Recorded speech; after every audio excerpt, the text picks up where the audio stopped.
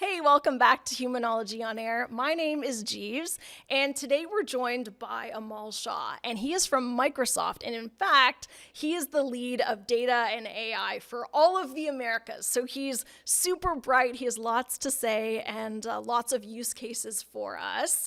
We are going to talk about customer experience. We're going to talk about brand sentiment, how AI helps us with our productivity, of course, and even employee retention. So buckle in, it's going to be a good one. Let's get started.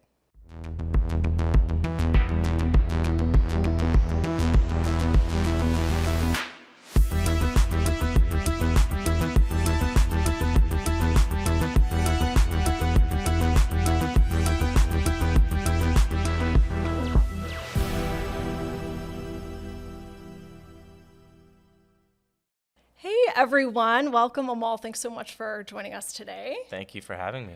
You are here because you know way more about AI and data than certainly I do.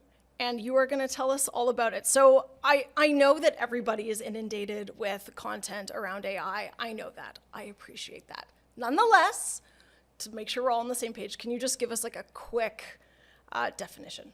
Generative AI. Generative AI. All right. In its most simplistic form, the way I would look at it is we have models. Those models ingest data. They train the data, and that generates content. And the content could be speech, text, video, music, audio, whatever that looks like. It's meant to train data, take the data, and generate some content out of it. Content generator. There you go. Ish. Ish. Yeah, you're like, stick with my definition. Please use the definition of that. Okay, so we know what it is. Great. But you've been in this industry for a really long time. Obviously, AI hasn't been a part of that industry the whole time. But at this point, I imagine you're very busy. Things are moving pretty quickly. What are you most excited about in this field? Yeah, so I've been at Microsoft for roughly 17 years now. Mm-hmm. And I've been in the industry probably a little over 20-ish years across sales, marketing, all different functions. And I would say in tech, it's been pretty cool because innovation is always there, right? You're always innovating on the latest technology. That being said, in the last year, I haven't seen this pace of innovation ever. And so for me, I would say the excitement pivots around 4 areas specifically. The first one is just around employee experience. And so think about the way we work as marketers, think about the way you've been working, think about, where you want to spend your time versus where you get to spend your time, and think about how AI is going to change that. So just reinventing the entire employee experience is the first thing. The second thing, I think the most important thing, is how do we evolve customer engagement and customer experience? That is one area where there's just a lot of legacy stuff that's been happening. And we have this amazing opportunity to think differently about how we target customers, how we reach customers, how we engage customers real time. And so that's number 2. Number 3 and 4, I would say business processes, just reshaping things. And I would say think about this 2 ways. You could think about this from like, hey, I'm in a manufacturing plant and I need to think about how information flows, or I need to know how to think about inventory and demand, and reshaping those processes. But I will even pivot back to like marketing agencies. Right. Think about the process around briefs and building creatives and doing all of this stuff, and think about how that's going to change and how that's going to condense, and it'll allow people to focus more on strategic things. And then the last thing is just, I would say, innovation as a whole at a industry and a vertical level. It is going to be really interesting. We're already seeing it right now on how companies are using AI to differentiate themselves versus their customers. And so those are the 4 areas that excite me the most from an AI perspective. Nice. Yeah. As you're like, it's like, oh, there's these things and these things and these things. First of all, I'm like, how do you stay on top of that? But also from a non-expert perspective. So like our audience is like, okay, we hear about AI all the time. Some of us are using it, some of us aren't. But like, just in what you've said, it's like, ooh, that is kind of overwhelming. How should businesses be approaching this seemingly overwhelming? It's not even a topic. It's like a whole different way of looking at things. Exactly. So here's what I'll say. I wouldn't say I'm an expert. Oh. And I Well. say that for a couple of reasons, right? One is, it's funny. I took a week of vacation off a little while ago, and I came back and I felt like it'd been a year. And so when I talk about pace of innovation Yeah. and what's going on at a customer, at a partner lens, and what companies and how they're thinking, like that's how quickly things are changing. Right. So my perspective on, and I would say this for everyone, is there has to be a learn it all type of mentality when it comes to AI. Learning from your peers, learning from your competitors, having a growth mindset on how you think about evolving your business as a whole Right. is important. So that would be the first thing in terms of like any company, any person, we're all this is an evolution. Obviously, from a technology perspective, I have a little more exposure to that sort of stuff, but it is an evolution as a whole. So we have to have a learn it all mentality. The second thing is what I've seen from customers is they want the big shiny thing. They want to start big and like, hey, we have this massive project. We have all this data. The reality is we're in regulated industries. There's limitations on what we can do. There's from a cost perspective and resourcing perspective. And so I always tell people, start small. Just think about the small use cases that are low risk and build from there. Right. And so those are the two things I would say. Yeah. So from a use case perspective, you mentioned, 4 ways, like 4 different directions you can go. I'm thinking, okay, as marketers, if you think about the work side, like not the brand customer experience side, just the work side first. Can you tell us about some use cases for starting small on like the operations side, just like getting our jobs done? Yeah, absolutely. So this is a cool area for me personally, and I think for Microsoft as a whole, with a few 100,000 employees and how we're actually using the technology. So we have something called Copilot. Right. And Copilot, essentially, it's using generative AI to assist humans in complex cognitive tasks. And so think about how much time you spend in email. Think about how much time you spend generating email. Think about how many meetings you have, and think about who summarizes those meetings, who takes actions from those meetings. Those are simple things that are available now, where you can ask the technology to generate an email, whether it's to a customer, to a partner, to a friend, or a coworker, whatever it is. And something that could take you half an hour to an hour now takes you seconds, and it gets it. Now, that being said, you still have to refine it, you still have to review it, but that time it takes. So there's this idea of just time is the most important resource, and so I think from that perspective, there's all these productivity benefits within the Copilot. Content generation is another thing. As marketers, we spend a lot of time creating content, and Copilot's going to be another way for us to be able to just, generate a PowerPoint document and slides for a customer presentation in minutes and not spend days and weeks doing it, right? And so that's another area. I think about customer insights as an example. I meet with a lot of customers. Unfortunately, I don't have a lot of time in the day to research customers. Right. Right? And so think about how we can use Bing Chat as an example to get really good insights and summaries of customers. Whether it's, hey, I need to know more about their board of directors, or I need to know, give me a summary of their latest quarterly earnings.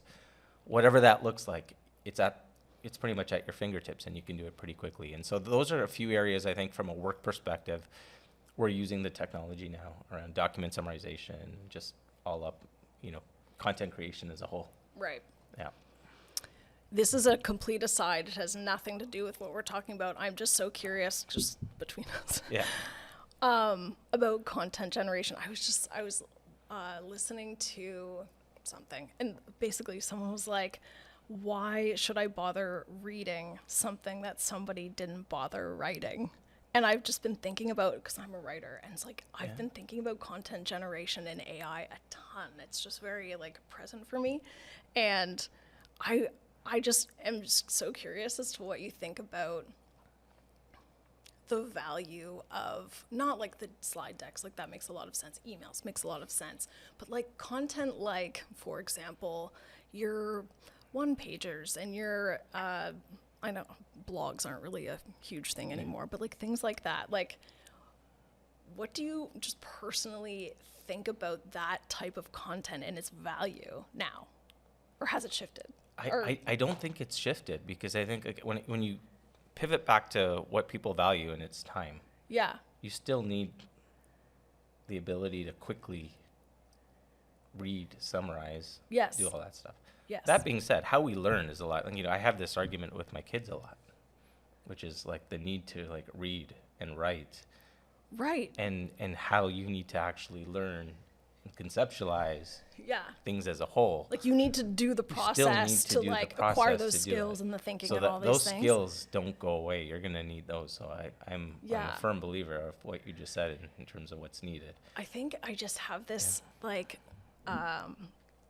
I have this perception about like very specifically about brand generated content, especially when you think about like how it's like, oh, we do this lead generation thing and here's a piece of content and you sign up for it. Like part of me's like, Yeah.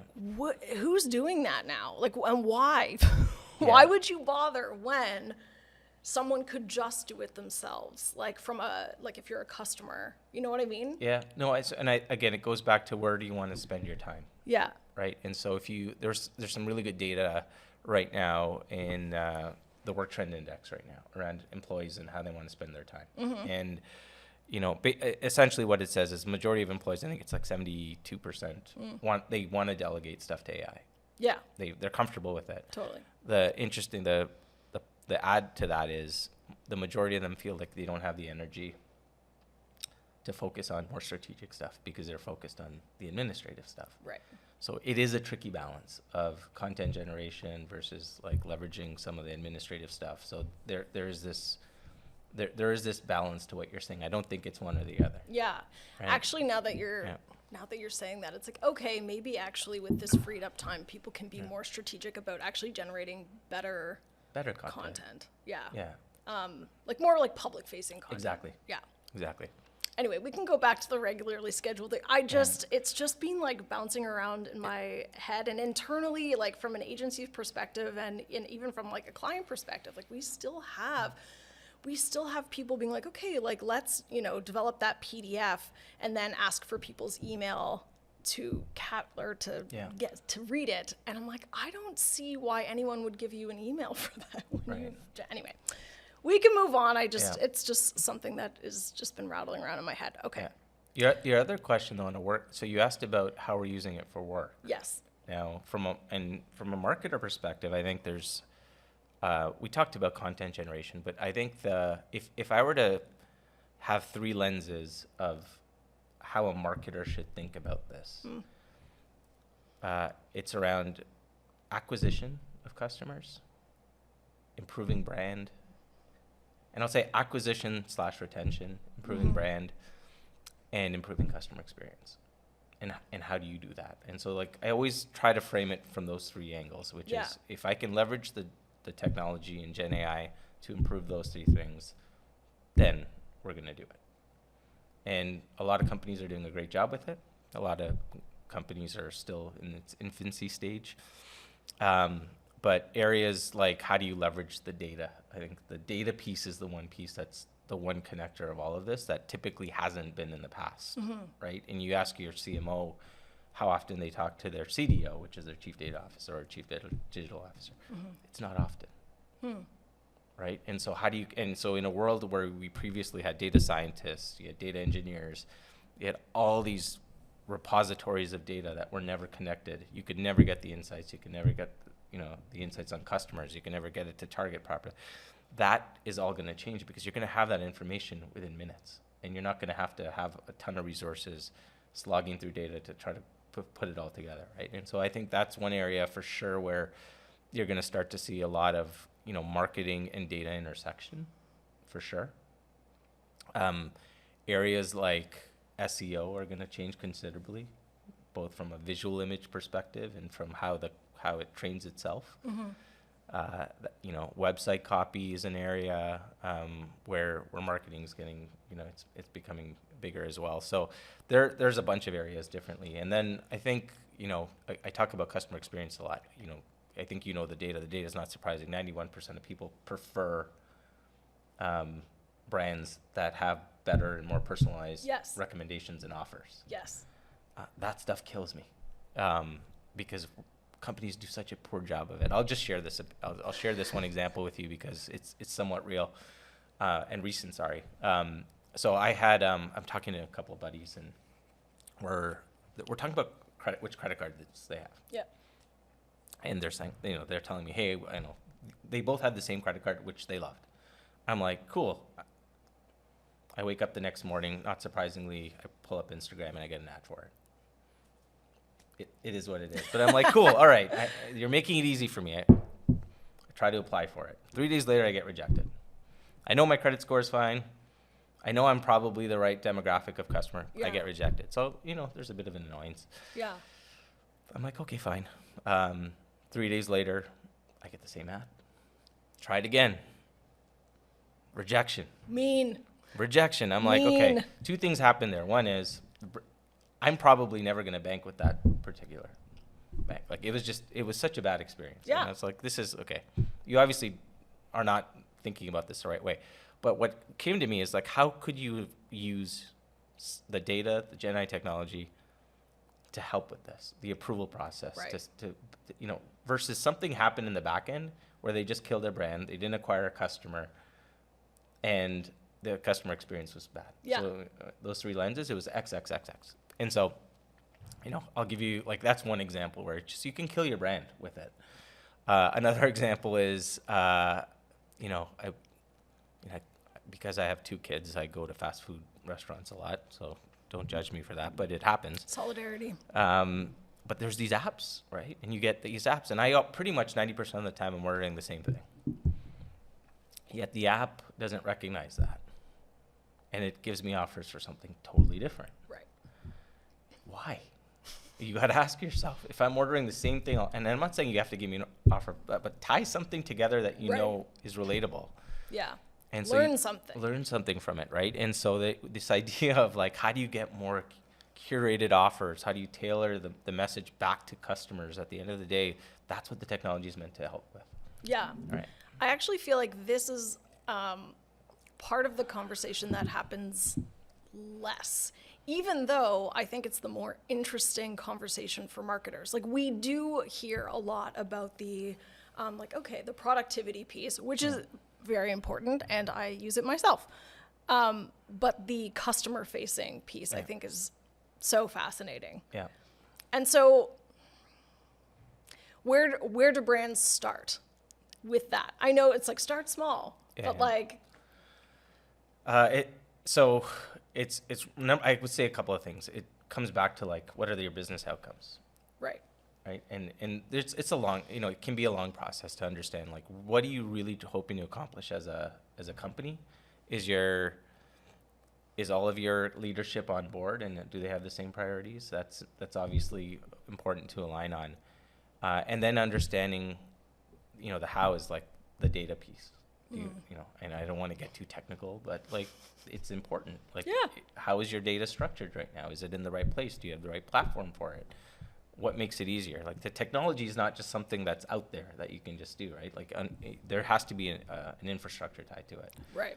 And so that is critically important. We talk to our customers around that, and there's elements of security around that. And when you have that much data and the sensitivity of the data, so aligning the business outcomes, making sure that you have the right kind of technology partner, and I will say, at Microsoft we do a great job with that, obviously. But aligning those two or three things are important. So understanding the data, where it is, how it's structured, understanding how it ties back to business outcomes, and then on the people side, making sure there's alignment there. Yeah. And then it's a process, right? It's not, there's not going to be one use case that's the same. We're working, I'm working with a customer right now. They have 50 to 100 different use cases of AI across their company. Now, they're a global company, but think about the complexity of having, some of those are going to be 1 month projects, some of them are going to be two-year projects. So it's not as simple as saying, hey, what do you do? But Right. that's why I kind of started with, hey, start small and then build from there. Right. So like, in that example, it's not like, what are your business outcomes, like, at a high level? It's like, it's probably very like department level. And Yeah. Go back to the credit card example. yeah.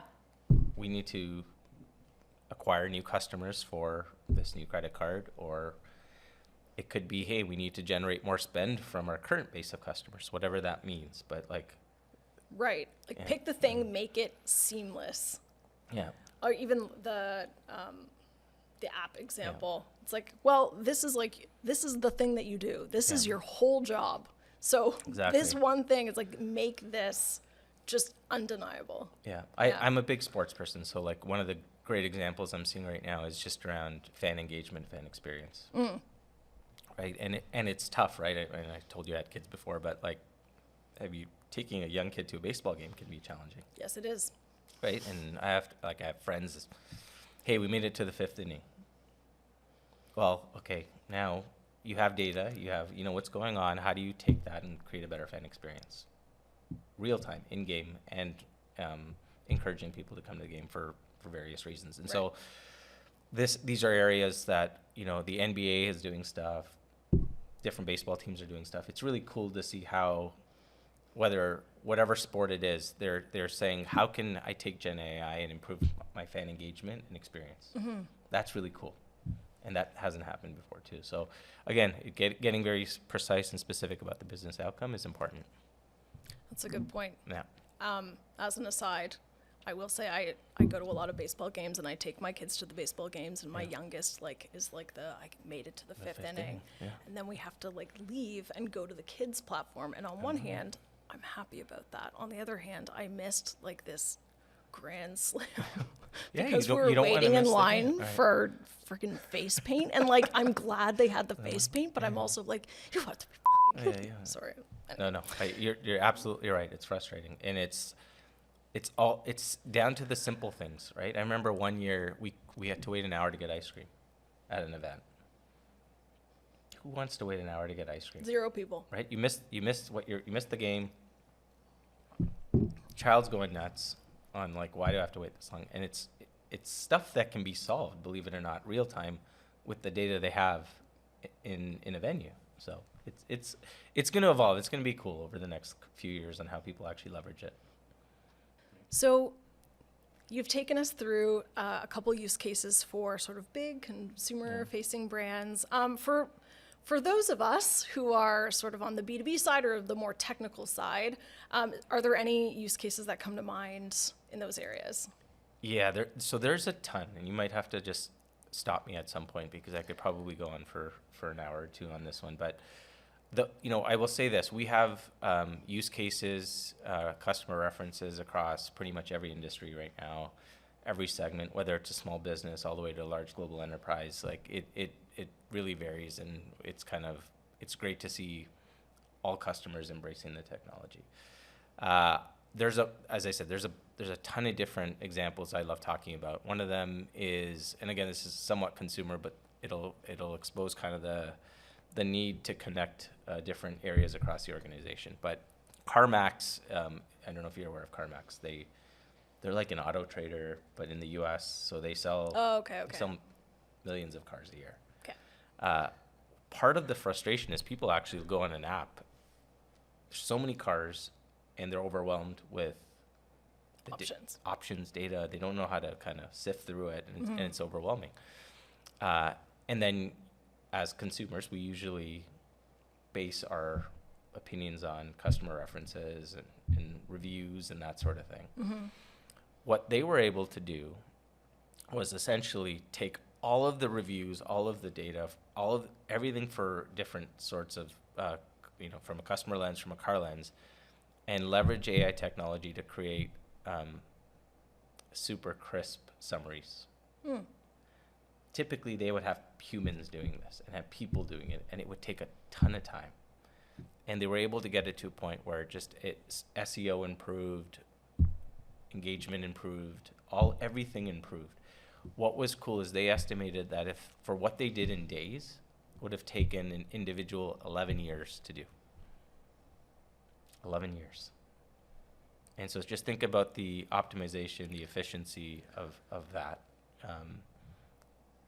across any company, right? In terms of what you can do. That's intense. Yeah, 11 years. Think about 11 human years Yeah. to do something that was done in days. In days. And so now they have their team. When we talked about productivity, they're able to focus on more strategic things, and so that was great. When we think about kind of the business side of it, the airline industry is one, and this is something that bleeds business and consumer as well. Yeah. But I'll put it back to you. What are you most frustrated about with the airline industry? Oh, like the overbooking, and then there's that you don't actually. It's like I booked a seat, but then apparently there's no seat. So there's the booking process. Yeah. There's the fleet management and flight management of the actual planes. Like sometimes waiting on the tarmac and waiting that on the kind of stuff. tarmac, Yeah. switching out planes. There's the actual experience that you have on a plane and people that know you and your data. What's cool is there's a lot of airlines right now that are actually on the back end really focusing on that piece of it, which is like, how do you avoid delays for customers? How do you improve their in-flight experience with what we know about the customer? So there's pretty cool stuff happening across even some of the Canadian airlines, a lot of the European airlines, which is really cool. Healthcare, another example where, patient medical records and what you do with that sensitive data, how you triage within a hospital. Again, part of our frustration living here is like sometimes the wait times are insanely long. And so how do you leverage, generative AI to improve and get more efficient with that? There's manufacturing, construction companies are another example, where there's some pretty cool examples of how they've been able to streamline documentation processes.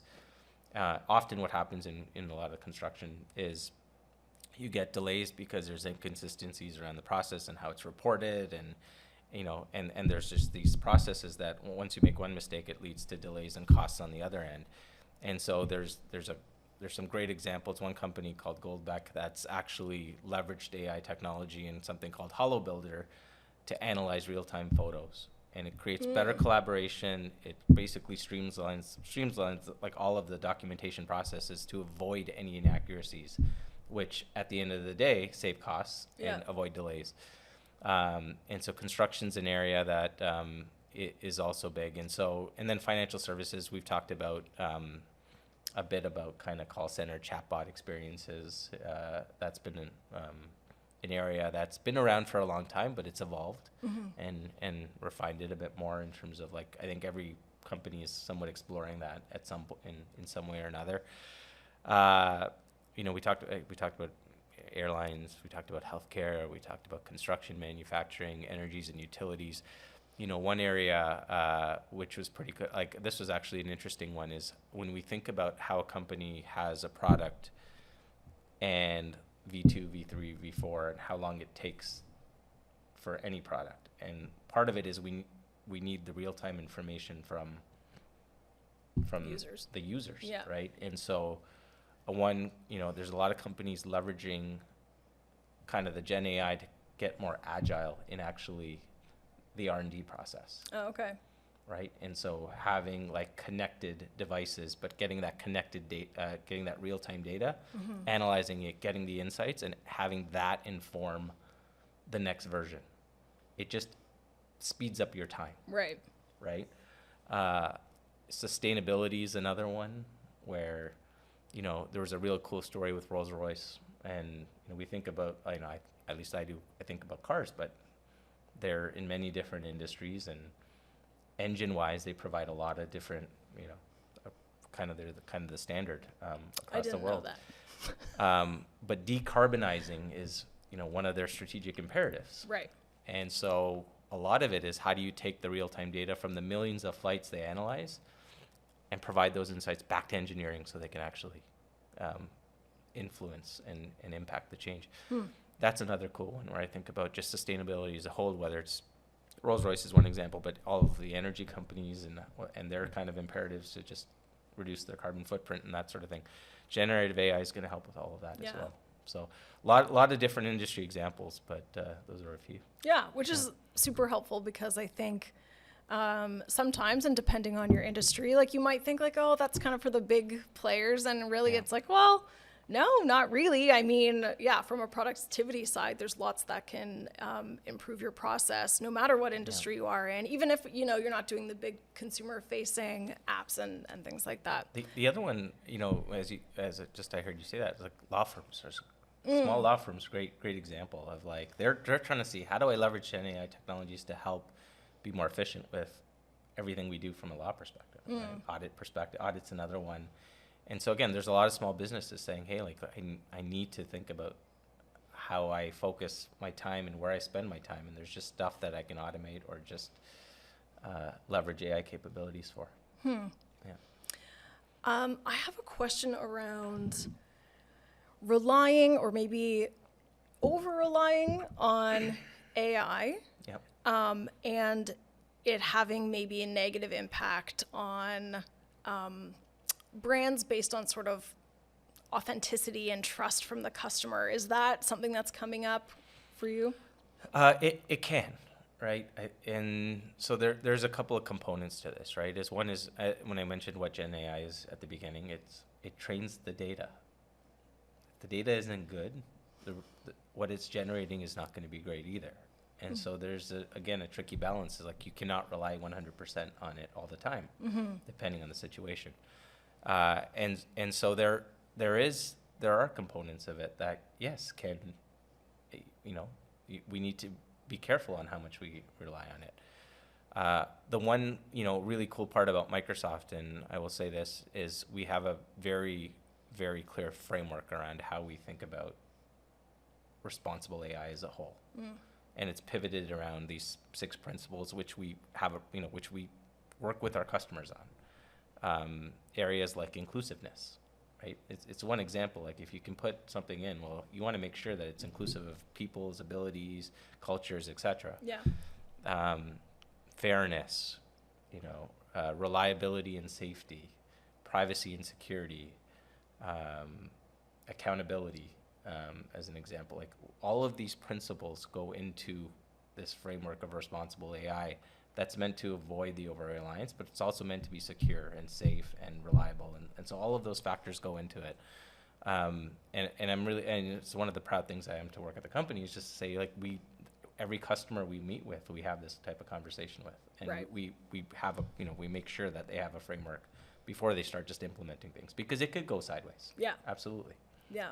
So I will ask you one more question. And the question I will ask you is, what are the costs of not using generative AI technologies? And I know you mentioned brand and customer experience, but is there anything else that businesses need to think about in terms of using it and implementing it? So we're about a year into, since this is kind of blown up. And think about the progression that we've made. Think about all the examples I gave you. From any company's perspective, there's just, I don't want to call it FOMO, but it's kind of like a FOMO type of thing, which is, hey, you don't want to be left behind. Yeah. If a customer is saying, I'm going to use the technology to differentiate my brand, my acquisition strategy, my retention strategy, my customer experience strategy, ultimately you're going to be left behind and you're going to start losing customers and not acquiring as many, etc. That's number one. Second thing I would say is there's going to come a point where you're just going to start losing talent and not being able to attract the talent that you need to attract, because, again, what I said, people want to focus their time on more strategic things. Yeah. Right? And how they do their work and what kind of work they're doing is meaningful. And so if the company's not embracing that piece of it, you're going to have a talent issue. And then there's areas where, I think about, over the last couple of years where you get individuals, companies, internal, where social plays a role. And the cost of a bad post for a company, right? And, this is an interesting area where, how do we govern internal posts about companies? How do we govern, whether it's the celebrity posts? AI can actually help flag a lot of that.